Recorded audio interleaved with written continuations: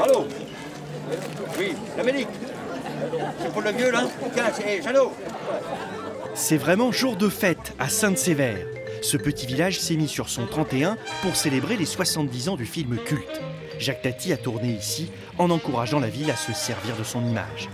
Jacques Tati était venu se réfugier pendant la guerre et il avait promis aux Sévérois de venir tourner un film, chose qu'il a faite. C'était un petit peu un deal, voilà, on t'ouvre ta chaîne YouTube et comme ça permet de te calmer un petit peu.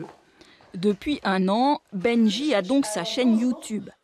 Avec le grand frère à la caméra et maman en impresario, la Benwheel Production. Dernière vidéo en date, cette parodie du candidat Benji. Je suis le mieux placé pour être votre président des enfants. Et voilà l'entrée en piste de l'empereur Adrien. Nous sommes en 122 de notre ère, affrontement grandeur nature entre galériens celtes et romains.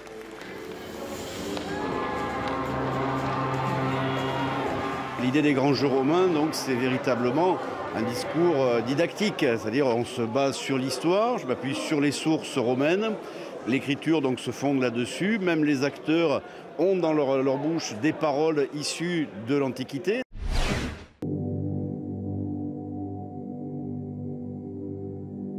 En fait, on dirait un peu comme si c'était un avion qui passait, mais on dirait qu'on est dans la nature.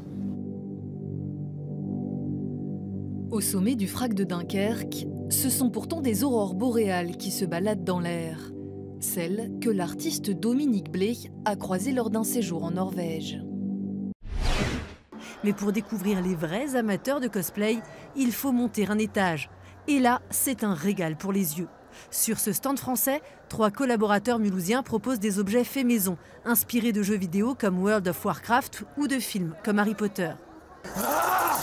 Basel Fantasy espère attirer en 3 jours près de 50 000 visiteurs venus des 3 frontières. Ils n'auraient raté la parade pour rien au monde. Ils, ce sont les 300 figurants en costume d'époque. Militaires, fanfares, couples habillés à la mode du Second Empire ont pu défiler dans les rues de Vichy sous les yeux curieux de milliers de spectateurs. Un autre nageur qui ne passe pas inaperçu, Thierry Corbalan, que l'on surnomme le dauphin corse. Cet habitué des défis les plus extrêmes a été frappé par la foudre en 1988 et a dû être amputé des 2 bras. Ce qui n'empêche pas de terminer premier sur la course des 3 heures. Mon but, c'est de montrer que malgré un handicap, on peut faire les mêmes choses que les valides, différemment, mais on peut faire les mêmes choses. Donc voilà, c'est un message que j'essaie d'envoyer à travers tous mes défis et mes challenges. Tous en ont jusqu'au cou et ils sont 3600 à avoir répondu à l'appel de la frappe à dingue. Au point de départ, pour chaque groupe, la température monte.